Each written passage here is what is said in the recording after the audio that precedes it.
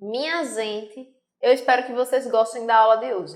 Mas só pra gente garantir que vai dar tudo certo, eu vou usar uma técnica que eu aprendi lá da minha infância. Então se concentrem aí e olhem aqui pra minha mão. Goste da aula de português, goste da aula de português. A aula de hoje é Modos Verbais para o sexto ano do ensino fundamental e o meu nome é Raíssa Lima. Bom, pessoal, a técnica que eu tentei usar com vocês aí de hipnose, vamos dizer assim, na verdade, era uma técnica de uma propaganda que existia quando eu era menor, assim, digamos, não é? Não que eu seja muito alta, mas assim, quando eu era criança. Vai aparecer para vocês aí essa obra-prima da infância da gente. Era o seguinte, era uma propaganda para vender o chocolate batom. E ele repetia várias vezes, peça batom, peça batom, peça batom, peça batom, peça batom.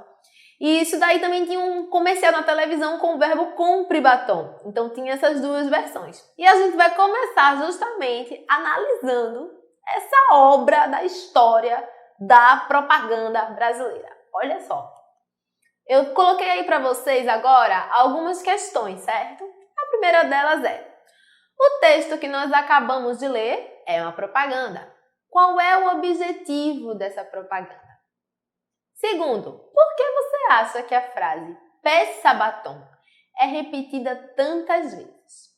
Terceiro, peça tem o sentido de ordem. O que isso tem a ver com o objetivo da propaganda? Então, olha só, o texto que nós acabamos de ler é uma propaganda, não é? Qual seria o objetivo dessa propaganda? As respostas vão aparecer para vocês agora aí na tela. Então, o objetivo da propaganda é vender o chocolate. Mas por que você acha que a frase peça batom é repetida tantas vezes? Você pode pensar, uma vez só resolve. Ela é repetida tantas vezes assim para convencer você, o cliente, a comprar.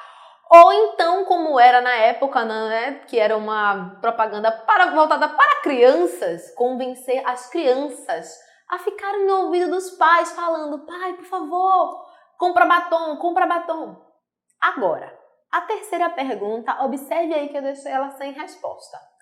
Peça tem o sentido de ordem. O que isso tem a ver com o objetivo da propaganda?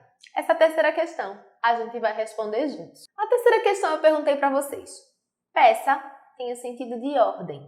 O que isso tem a ver com o objetivo da propaganda? Lembre-se que o objetivo da nossa propaganda é vender o chocolate. Então, olha só, a resposta da terceira questão vai aparecer aí para vocês. Para convencer alguém a comprar alguma coisa, é comum a gente usar um tom de ordem ou de conselho. Se o objetivo do nosso texto é fazer com que alguém compre o chocolate, então é indicado que o verbo pedir esteja no modo imperativo. Ou seja, que ele tenha um sentido de ordem, de conselho, de sugestão. Bom, aí você pode dizer assim para mim, Raíssa, me desculpa, eu estava acompanhando a resposta até o momento em que você começou a falar verbo, modo imperativo, sentido de ordem, conselho, me perdi, não entendi isso daí. Calma que você já vai entender. Olha só, vamos trabalhar especificamente tudo isso aí que a gente falou agora. O que é verbo, o que é modo imperativo e o que é que isso tem a ver com vender chocolate. Vamos ver. Olha só, qual das duas frases você consideraria como mais criativa e mais eficaz para vender chocolate? Eu tenho duas opções para vocês e elas vão aparecer agora na tela. Letra A, peça batom. Ou letra B, você sempre pede batom. A resposta, obviamente, não é? Você vai dizer peça batom, como a gente acabou de ver agora na propaganda. Porque você sempre pede batom, na verdade, está fazendo uma declaração. Peça batom e você sempre pede batom. Vamos observar uma coisinha especial nessas duas frases agora? Vai aparecer aí para vocês. A palavra pedir, ela aparece de duas formas diferentes nas frases acima. Você consegue identificá-las? Essa é uma pergunta simples, tá bem? Então, olha só. A palavra pedir, eu vou colocar a resposta para vocês aí, ela aparece de duas formas diferentes sim. E claro que você consegue identificá-las. Ela aparece na forma peça e ela também aparece como pede. Justamente, As palavras que permitem mudar dessa forma, elas são chamadas de verbos, ou seja, são as palavrinhas que mudam de acordo com número, pessoa, modo e tempo. Eu coloquei uma definição para vocês e ela está aparecendo aí também. Um verbo é uma palavra que indica acontecimentos representados no tempo, como uma ação, um estado ou um fenômeno. Os verbos, eles vão se modificar em número, ou seja, singular, plural, pessoa, modo e tempo. E você já diz assim para mim, ficou um pouquinho melhor, porque agora pelo menos eu estou entendendo o que é verbo, não é? Mas eu não sei o que é que... Beleza, eu posso até entender número, singular, plural, conheço. Pessoa, não é? Eu, tu, ele, nós, entendo também. Tempo, consigo. Presente, passado e futuro. Mas modo? O que seria o modo? Como é que o verbo muda de acordo com o modo? É isso que a gente vai dar uma olhadinha hoje. Olha só, eu fiz um esqueminha para vocês, porque vocês sabem que tudo fica melhor quando a gente coloca no esquema. Vai aparecer aí, ó. Então, a primeira frase, peça batom, lembrando que estamos sempre falando do verbo pedir, eu coloquei para vocês. No número é singular, você. Já a pessoa, não é? Você, tá aí também. Tempo, estamos falando do tempo presente. E o modo seria o modo imperativo. Já na frase em que a gente faz uma declaração do hábito da pessoa, de algo que a pessoa está sempre acostumada a fazer, o verbo pedir vem na forma você sempre pede batom. Então, novamente, vocês vão encontrar várias coisas parecidas com o que a gente viu na outra frase. Também falamos do singular, a pessoa também é a mesma, o tempo ainda é o tempo presente, mas o modo é diferente. Ele é o modo indicativo. Vamos se concentrar então em compreender o que é o modo verbal. Eu trouxe uma definição para vocês aqui. O modo verbal caracteriza as várias maneiras como podemos utilizar o verbo, dependendo da significação que pretendemos dar a ele.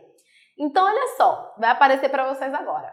Em peça batom, a sua significação, o que você quer fazer com esse verbo, é fazer com que ele dê uma ordem para o seu pai e sua mãe comprarem chocolate.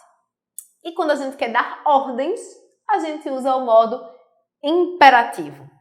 Aí você pode até lembrar um pouquinho assim, que a palavra imperativo pode lembrar a palavra imperador. E aí você vai lembrar que o imperador é que dava as ordens, mas agora a gente não tem mais imperador, vivemos numa democracia, mas não é apenas ordens. O modo imperativo também serve para dar um conselho, tá?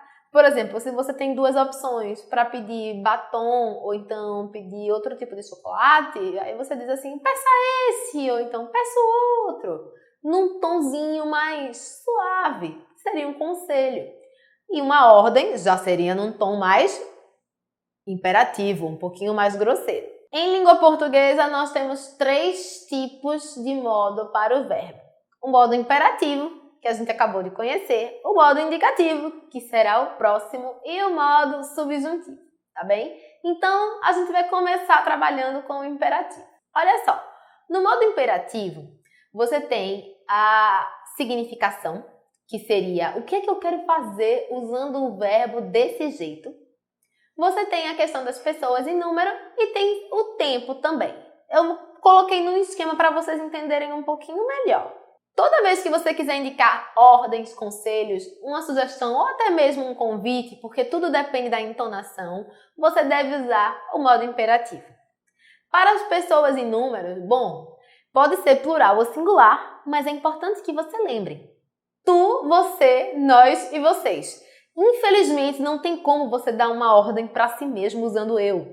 Você usa o tu ou você quando quer falar com você mesmo. Por exemplo, Raíssa, presta atenção.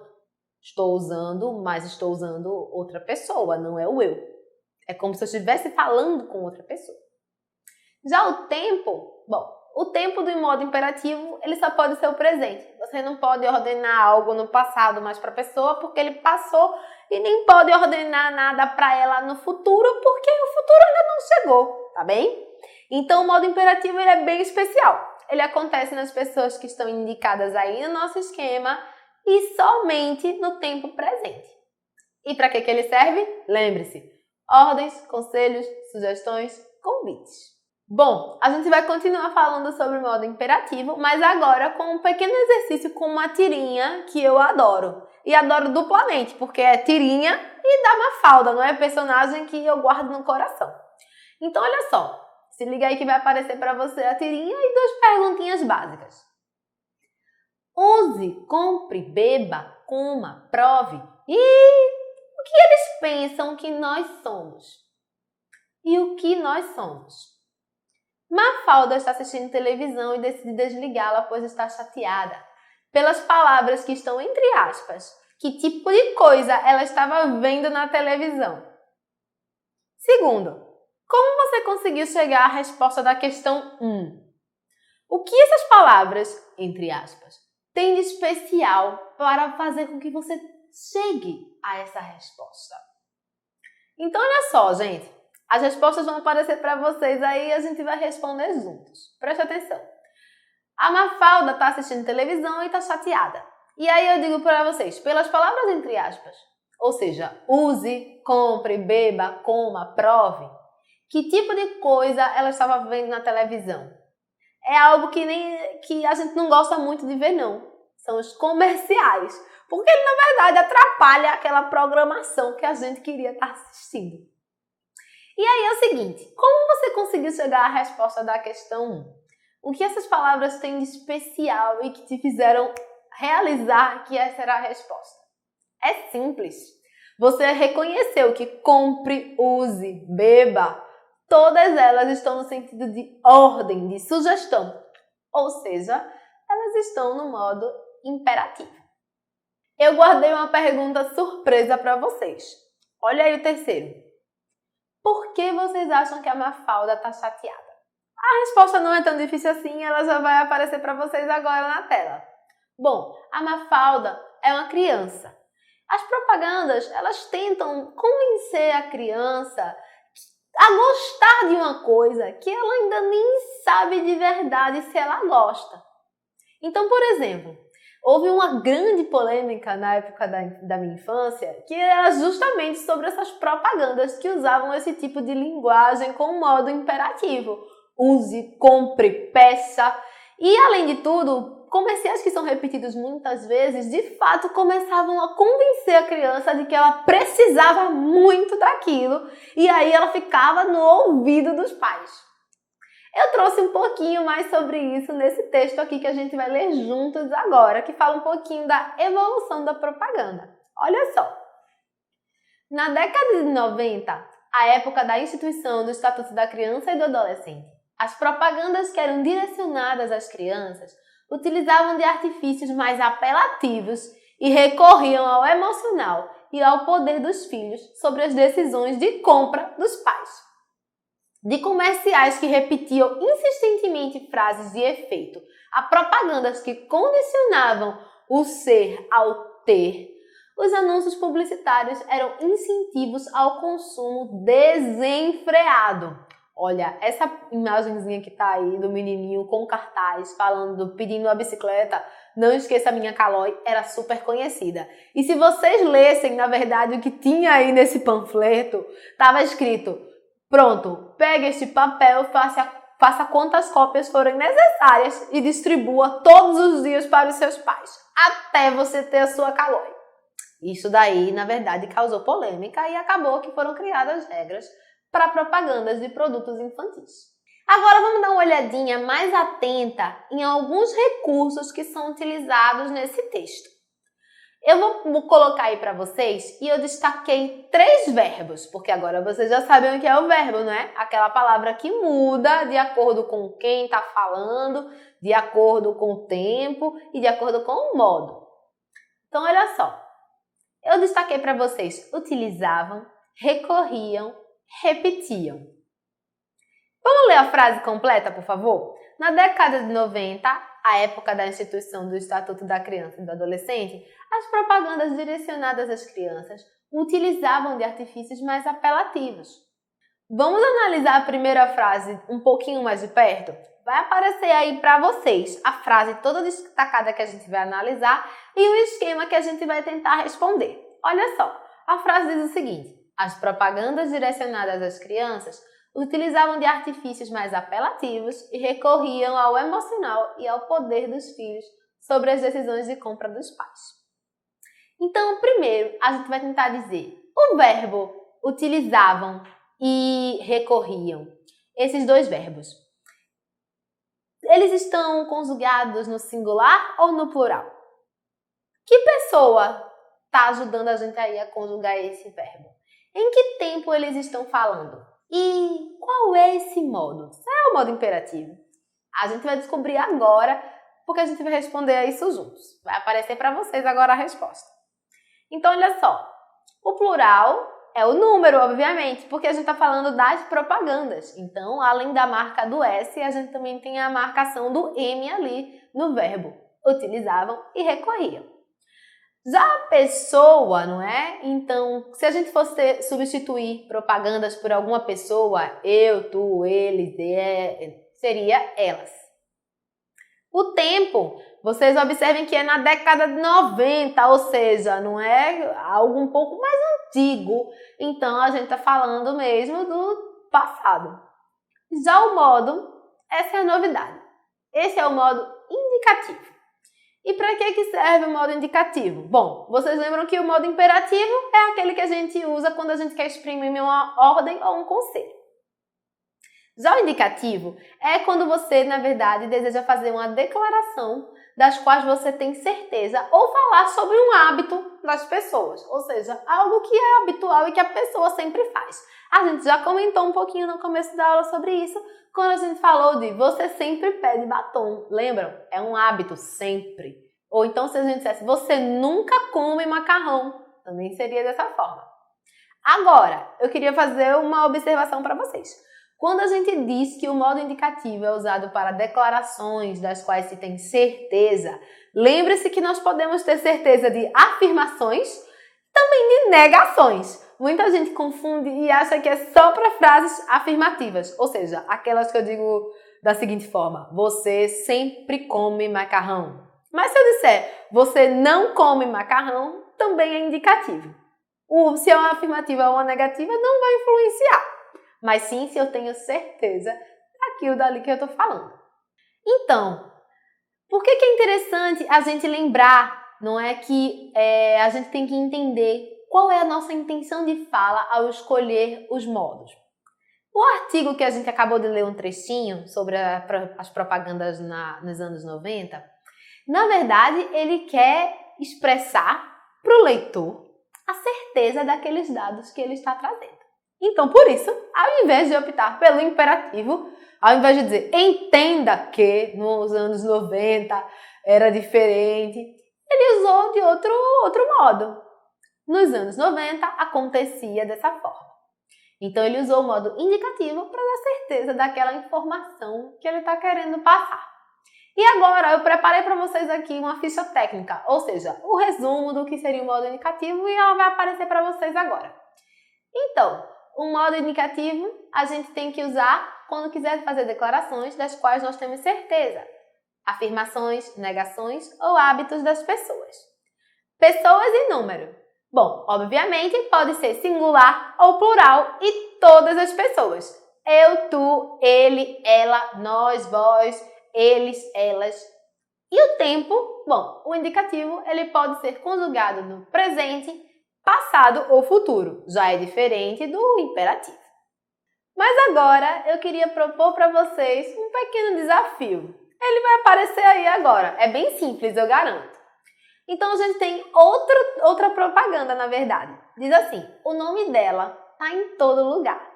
Até na garrafa de Coca-Cola. E aí você tem a imagem da garrafa de Coca-Cola com o nome Jennifer. E eu coloquei uma questão para vocês. O texto ao lado é uma propaganda de 2019. E ele faz referência a uma canção do Gabriel Diniz. Você acha que essa campanha rendeu muitas vendas para a Coca-Cola, sim ou não? Bom, eu acho que você teve a mesma reação que eu tive. Eu vou colocar a resposta para vocês aí, mas eu suspeito que você já deve saber um pouquinho. Olha só. Com certeza, a canção ela foi considerada o grande sucesso do verão de 2019. E aí a Coca-Cola decidiu se juntar a essa canção e a marca que já tem nome, não é? A campanha foi um sucesso. Agora, eu trouxe outra pergunta para vocês. Não me levem a mal, mas agora a gente vai dar uma analisada nisso daí de forma um pouquinho mais crítica. Olha só a pergunta que eu fiz. Observe o slogan. O nome dela está em todo lugar, até na garrafa de Coca-Cola. Eu perguntei para vocês, o verbo estar, ele está em que modo? No imperativo ou no indicativo? Será que você já sabe a resposta? Ela vai aparecer agora mesmo, vamos responder juntos. Olha só. Na verdade, a frase ela está no modo indicativo. Sabe por quê? Bom, o nome dela está em todo lugar, até na garrafa de Coca-Cola, é uma declaração, ou seja, ele está informando um fato para nós. E aí vem o seu momento de revolta contra a minha pessoa, mas calma! Você vai dizer assim, estou um pouco indignado aqui, Raíssa. Você me fez pensar que propaganda, como era para convencer o povo a comprar um produto, eu ia usar o imperativo, porque as frases que são no modo imperativo, elas funcionam melhor para isso. E é verdade. Mas você não pode nunca generalizar o potencial de um texto. E quando eu digo texto, pode ser um vídeo, pode ser uma propaganda como a gente viu, pode ser um artigo. Mas olha só, para descobrir o que um texto quer, você tem que observar os detalhes.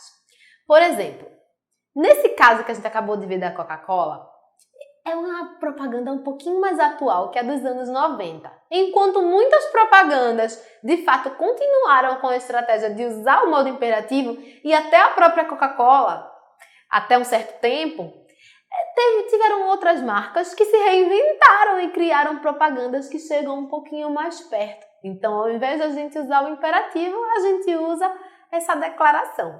É importante lembrar que essa campanha do refrigerante fez tanto sucesso que a gente podia, inclusive, encomendar no site uma leva de latinhas com o nosso nome impressa. Pois é, eu confesso que vocês já viram meu nome por aí, ele se escreve um pouco diferente, assim. Aí eu também nunca tive paciência de entrar no site para fazer o pedido para ter as latinhas com o meu nome, não é? Então é isso. Mas imagine, isso virou uma febre tão grande e a caça era infinita às latinhas que tinham os nossos nomes. Então, fica a dica. Sempre leia o texto e observe qual é a intenção dele. No caso da intenção da Coca-Cola, era se aproximar do sucesso da música do Gabriel Diniz. Para fazer isso, ele trouxe um fato. O nome dela está em qualquer lugar, até na latinha do refrigerante. Então, é impossível não ter mais sucesso do que isso. E agora, a gente vai partir para outro texto. Ainda é também, não é bem uma propaganda, mas é parecido, digamos assim. Dá uma olhada aí que vai aparecer para você já com duas perguntinhas básicas. Desejamos que seu Natal seja brilhante de alegria, iluminado de amor, paz e harmonia. Feliz Natal e próspero Ano Novo. A primeira pergunta é a seguinte. O texto ao lado foi produzido pela empresa Palco Propaganda, mas ele não está vendendo um produto da empresa de forma direta. Qual é o objetivo desse texto lido? Segunda pergunta. Você acha que a empresa tem certeza de que o Natal de todos será brilhante, cheio de alegria? Vamos responder juntos a isso daí? Vai aparecer para vocês agora as respostas. Então, olha só. O objetivo do texto que a gente acabou de ler é enviar uma mensagem para os clientes da empresa. Uma mensagem de Feliz Natal. Então, olha, e o segundo é o seguinte. A empresa não tem como garantir que o Natal de todo mundo vai ser cheio de alegria, iluminado de amor, paz, harmonia e tal. Isso é o que ela deseja, tá bem? Então, olha só o que eu preparei aqui para vocês agora. Um esquema que vai nos apresentar o próximo modo. Desejamos que o seu Natal seja brilhante de alegria, iluminado de amor, paz e harmonia. Ele vai aparecer para vocês agora o esquema. Vamos analisar isso daí. O verbo que a gente vai analisar aqui é o verbo seja. E como é que a gente faz isso? Olha só, se a gente fosse dizer essa frase, o Natal seja brilhante de alegria. No modo indicativo, a gente teria que fazer uma afirmação, uma certeza. A gente diria da seguinte forma: o Natal é brilhante de alegria. Já para o modo imperativo, a gente diria assim: seja brilhante de alegria. E aí você me diz: já sei então, se é seja, é modo imperativo. Não! Lembre-se que o modo imperativo é aquele modo em que a gente usa para dar uma ordem ou um conselho. E aqui nesse texto, a gente não está dando uma ordem ou um conselho. A gente está expressando um desejo. Então, mesmo que a gente escreva da mesma forma, são dois modos diferentes. Que o seu Natal seja brilhante de alegria expressa um desejo da empresa. Ou seja, nem é uma afirmação, a gente não tem como confirmar que isso daí é um fato consumado, e muito menos uma ordem. É um desejo de coração. A esse modo, a gente chama de modo subjuntivo. E eu trouxe aqui para vocês aquilo que a gente está chamando de ficha técnica do modo. Se liga aí que vai aparecer para vocês a tabela. Olha só, o que é o modo subjuntivo? Para que eu uso? Toda vez que eu quero fazer uma declaração das quais eu não tenho certeza, ou seja, pode ser um desejo, pode ser alguma ação que eu espero, então você vai dizer: espero que o seu Natal seja brilhante. Posso falar também de uma possibilidade, eu posso dar uma condição. E ele é sempre marcado por que, se e quando. Bom, quanto às pessoas e número, o subjuntivo segue um pouco o indicativo. Ele pode ser conjugado em todas as pessoas e nos três tempos também: presente, passado e futuro. Mas calma, a gente primeiro vai fazer um resumão até aqui de tudo que a gente viu, tá bem? Porque a gente ainda tem algumas coisinhas para discutir. Então eu trouxe para vocês aí dar uma olhada. Para a gente poder identificar o modo que a gente vai usar quando for escrever um texto, a gente primeiro tem que escolher a atitude que a gente vai ter diante daquele texto. Se eu quero expressar um conselho, se eu quero expressar um fato, ou se eu quero expressar um desejo, por exemplo, a gente tem que saber escolher. Então, por exemplo, para o modo indicativo que está aparecendo para vocês, a atitude das pessoas que fala é de certeza diante do fato.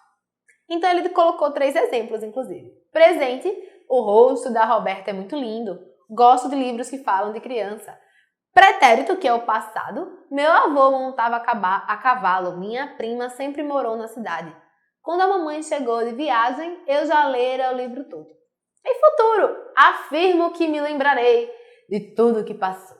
Mas imaginemos que a sua atitude, que você queira dar um tom assim de ordem, ou oferecer um conselho, fazer um pedido. E aí você vai usar o modo imperativo. Dá uma olhada aí na fichinha dele. Modo imperativo, ele só pode ser conjugado no presente. Para com essa brincadeira, Júlia. Por gentileza, cuida do seu dever. Então você vê aí que provavelmente foi um professor que falou essas 2 frases. Eu garanto, porque eram as frases que eu falava mais, não é? Na sala de aula. E aí, o modo subjuntivo que a gente acabou de conhecer, também vai aparecer para vocês o resuminho dele na tela. Para o modo subjuntivo, todas as vezes que nós decidirmos usá-lo num texto, a gente tem que pensar que a nossa atitude tem que ser de um pouco de dúvida. A gente não tem certeza se aquilo dali de fato ocorreu. Ou poderia ter ocorrido. Ou ocorreria, ou ocorrerá. Enfim, a gente tem que tomar cuidado com isso daí. O modo subjuntivo pode ser conjugado nos três tempos: presente, pretérito, que é o passado, e futuro. E ele colocou alguns exemplos, por exemplo, com o verbo esperar. Espero que um dia ainda escreva a história de minha irmã. Se eu soubesse que a história era tão linda, teria escrito um diário. E no futuro, quando eu crescer, escreverei sobre as plantas. E agora eu trouxe aqui um exercício para vocês, tá bem? É rapidinho, coisa fácil. Se liga aí que vai aparecer agora. É o seguinte: eu pedi para vocês observarem a imagem que eu coloquei logo abaixo. E perguntei qual das alternativas abaixo seria o slogan que sugere um desejo durante uma campanha de incentivo ao uso de máscaras contra o coronavírus. E aí coloquei 3 opções para vocês. Você escolheria a letra A: Esperamos que todos estejam sorrindo por baixo das máscaras. B. Sorriam por baixo das máscaras. C. Sorrir por baixo das máscaras é uma atitude positiva. A resposta vai aparecer também para vocês agora. A única delas que expressa um desejo, na verdade, é a letra A. Nós esperamos que todos estejam sorrindo por baixo das máscaras. Eu sempre estou sorrindo por baixo da máscara para tirar foto. Eu sei que não vai aparecer, mas eu garanto que estou lá, tá certo? Bom, a letra B, sorriam por baixo das máscaras, é uma ordem. Está dando uma ordem, ou poderia ser um conselho, mas é o modo imperativo, não é o modo subjuntivo. E sorrir por baixo das máscaras é uma atitude positiva. Na verdade, é um fato, não é? Que é uma declaração ser indicativo. O ideal é a letra A mesmo, que é a resposta final. E agora, minha gente, é o seguinte. A gente vai um pouquinho mais além dos 3 modos, tá? Então se concentre aí e não saia daí, porque é importante que a gente esteja juntos nessa luta, nessa batalha. Olha só. Vai aparecer para vocês uma tirinha pela qual eu sou apaixonada. E uma pergunta muito simples, que é a única pergunta que eu acho que deve ser feita para tirinhas. Observe. Vendo pôr do sol. Quanto quer pelo pôr do sol? Não está à venda. Eu estou vendo o pôr do sol. Aproveite para ver também. E aí a minha pergunta é, por que a tirinha é engraçada? Bom, já vamos colocar essa resposta? Dá uma olhada aí agora que ela vai aparecer para vocês. A tirinha é engraçada porque o cartaz do Armandinho é interpretado pelo pai dele como o verbo vender. Na verdade, o verbo que o Armandinho escreveu no cartaz é o verbo ver. E por isso que ela é engraçada, por conta dessa confusão. E aí você diz para mim, não é? Ah, Raíssa, tentei encaixar naquele esquema, não é? Para identificar que modo que era esse e não encontrei nenhum, porque dá uma olhada aí, eu inclusive coloquei isso numa tabela para a gente entender melhor. Dê uma olhadinha aí agora. Olha só. No indicativo, o verbo ver ficaria eu vejo o pôr do sol. No imperativo ficaria veja o pôr do sol. E no subjuntivo ficaria que eu veja o pôr do sol. E aí é que são elas. A gente sabe que é o verbo ver, mas não tem em nenhum dos 3 aí o que é isso. Então, olha só, para a gente entender e poder dizer o que é esse vendo, eu trouxe aqui para vocês uma experiência, digamos assim. Se liga aí que ela vai aparecer. Eu coloquei, não é, o vendo em vários tipos de situação. Por exemplo, a primeira delas, vocês veem aí 3 frases. Eu estou vendo o pôr do sol, você está vendo o pôr do sol, nós estamos vendo o pôr do sol.